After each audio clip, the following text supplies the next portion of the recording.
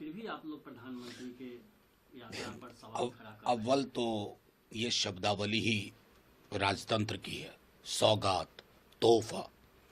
लोकतंत्र में आप चुने हुए प्रधानमंत्री हैं और स्टेट एक्सचेकर का पैसा है, लेकिन वो भी आप ईमानदारी से बिहार को नहीं देते। आईना सामने रख के प्रधानमंत्री जी को सोचना होगा, 20 वर्ष की बिहार की एनडीए की सरकार और 11 वर्ष की स्वयं की उनकी, जो नजरे इनायत गुजरात पे है, क्या वही नजर बिहार के लिए है?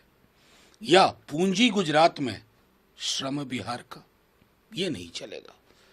जब उड़ीसा जाते थे तो उस तत्कालीन मुख्यमंत्री नवीन जी के बारे में प्रधानमंत्री जी उनके हेल्थ स्टेटस पे बहुत सारी चीजें करते थे। हम वो उनसे उम्मीद नहीं करते, लेकिन लॉ एंड ऑर्डर के कंप्लीट ब्रेकडाउन की जिम्मेवारी तो उनको देनी होगी, तय तो करना होगा। हवाई नहीं कि शिलान्यास की हुई चीजों का ही बार बार शिलान्यास।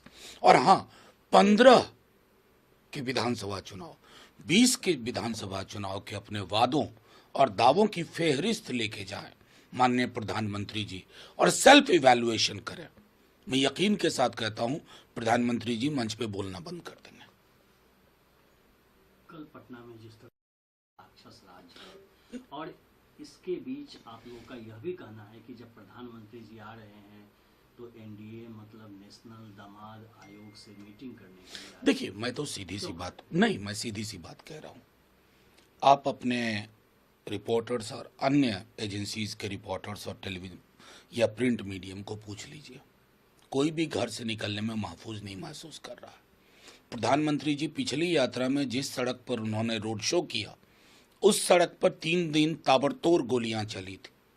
स्टेटलेस स्टेट का उदाहरण है। क्या प्रधानमंत्री जी चूंकि उनकी पार्टी सरकार में है तो चुप हो जाएंगे? अब देश के प्रधानमंत्री हैं साहब, आपका हृदय विशाल होना चाहिए, सोच समग्र होनी चाहिए, संकीर्णता के दायरे में नहीं होना चाहिए। और रही बात, हाँ, जो राष्ट्रीय दामाद आयोग है यानी एनडीए, उनके मेंबरान से मिलिएगा जरूर।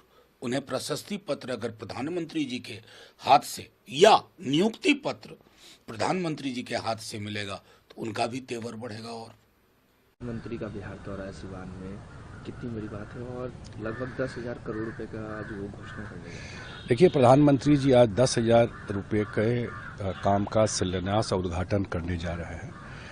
और जिस तरीके से जब से सरकार बनी है 2024 में, जो दोनों बजट था 2024 का और 2025 का, जिस हिसाब से बजट में बिहार के लिए 60,000 करोड़ का एडिशनल प्रोविजन किया गया, या इस तरह प्रधानमंत्री इससे पहले मधुबनी आए थे तो वहाँ भी बड़ा उन्होंने किया था, भागलपुर आए थे। जिस तरह डबल इंजन की सरकार बनने से जो बिहार को डायरेक्ट बेनिफिट हो रहा है खास करके, तो वो बिल्कुल विजिबल है उस चीज़ में।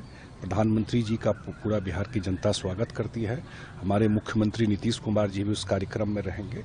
और इस सरकार आने के बाद पहली बार बिहार को दिख रहा है कि केंद्र से जो हम लोग हमेशा रहता था कि बिहार को विशेष राज्य का दर्जा मिले, ये अब विशेष सहायता मिले, तो अब जो लग रहा है जो बिहार को विशेष सहायता जो मिल रहा है, अगले 5 साल में हमारे मुख्यमंत्री नीतीश कुमार जी का मानना है जो एक एरिया जो बचा हुआ था सबसे बड़ा, रोड सड़क बिजली पानी तो ठीक कर दिए, वो था यहाँ पर पलायन रुके, यहाँ पर लोगों को रोजगार मिले, यहाँ पर लोगों को नौकरी मिले, यहाँ इन्वेस्टमेंट है, उद्योग है, उसी डायरेक्शन में सारा काम होगा। अगले 5 साल में बिहार में उद्योग का जाल बिछ जाएगा, लोगों को यही नौकरी मिलेगी, किसी को पलायन 5, 10, 20 हजार रुपया के लिए यहाँ से नहीं करना पड़ेगा।